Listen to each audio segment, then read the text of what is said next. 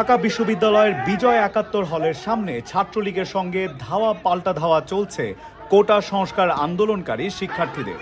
আজ সোমবার দুপুর ৩:১৫টার দিকে এই ঘটনা ঘটে। ছাত্রলীগের হামলায় এই পর্যন্ত কোটা আন্দোলনকারীদের বেশ কয়েকজন আহত হয়েছেন।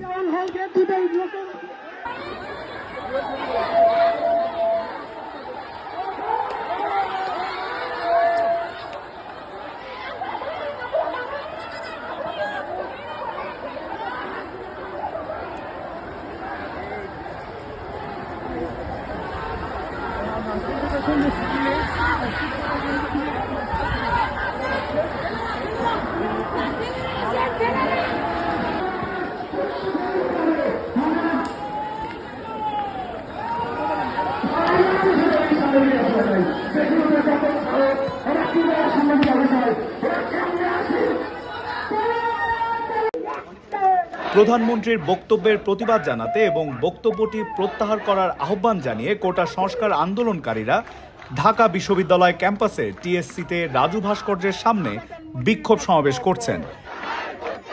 প্রত্যাহার করতে হবে।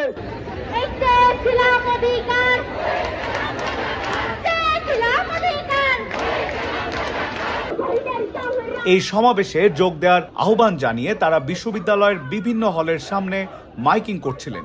প্রত্যক্ষদর্শীরা জানান দুপুর ৩টার দিকে বিজয় ৭১ হলের সামনে মাইকিং করতে শুরু করলে হল শাখা ছাত্রলীগের নেতাকর্মীরা তাদের ধাওয়া দেন। এরপর কোটা আন্দোলনের শিক্ষার্থীরাও ছাত্রলীগ নেতাকর্মীদের পাল্টা ধাওয়া দেন।